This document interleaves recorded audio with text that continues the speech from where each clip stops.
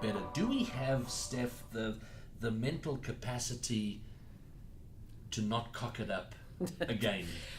Neuroscientists talk about our brain as being the most fascinating object in the known universe. We don't yet know what our own brains are capable of.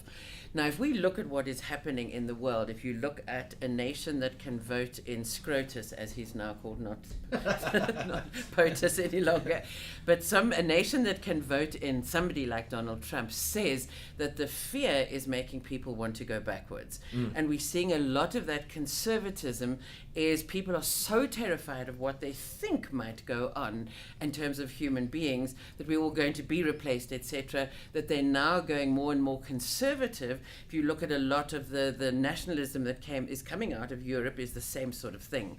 So I think out of the New World and out of Africa and out of Asia, we're going to see a lot of development because the needs are very different in Africa and in Asia, where people aren't terrified of where we might go because they haven't come from where we've come from, where we think that this is the only way we can live in these industrialized societies, earning a living, and what if we lose everything? Because that's every middle class person's fear, is what if we lose everything, because we're 1 or 2 generations away from people who are poor, all of us.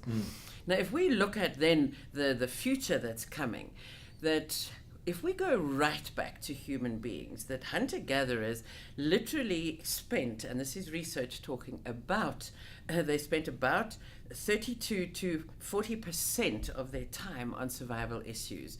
So that was hunting, gathering, men hunted, women hunted, men gathered. It's not as binary as made out to be. But most of your time was spent most not of your dying. time was spent, 30 to 40% of your time was on survival issues. Yes. 60 to 70% of your time was spent being human. So we spent much more time living, we spent much more time loving. That's why we got to have, they're our ancestors. And so human beings were allowed to live in a much more, they were far freer. That life was harder and life was brutal, but brutal in a different way. It's possible that artificial intelligence could get us back to that, where we can spend a lot more time living and loving and being human and being helping each other more. So being in service to one another in all manner of ways. And artificial intelligence can push us to ask better questions, to think about life differently without our own human biases.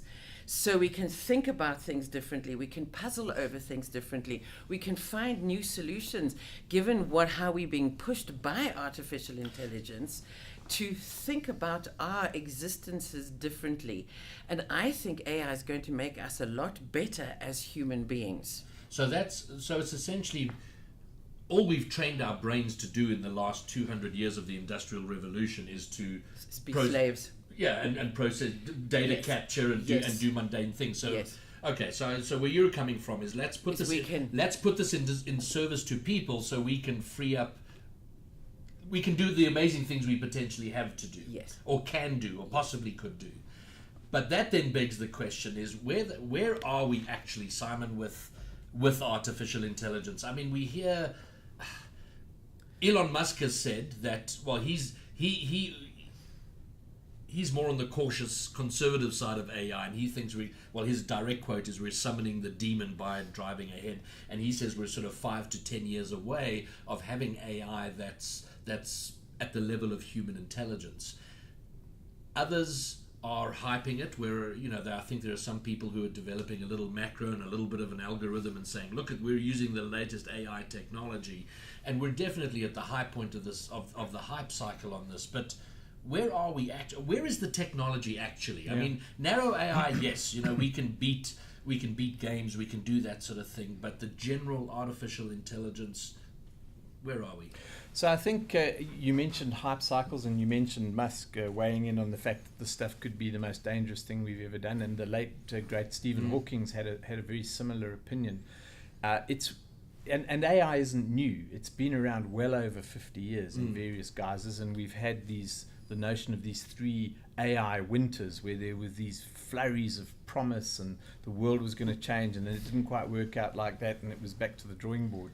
And we may yet go back to the drawing board, you never know. But I think what has changed and what is making AI more technically viable now is we've spent the last 25 years building the internet. So we now have an infrastructure that allows us to connect up more things and more people.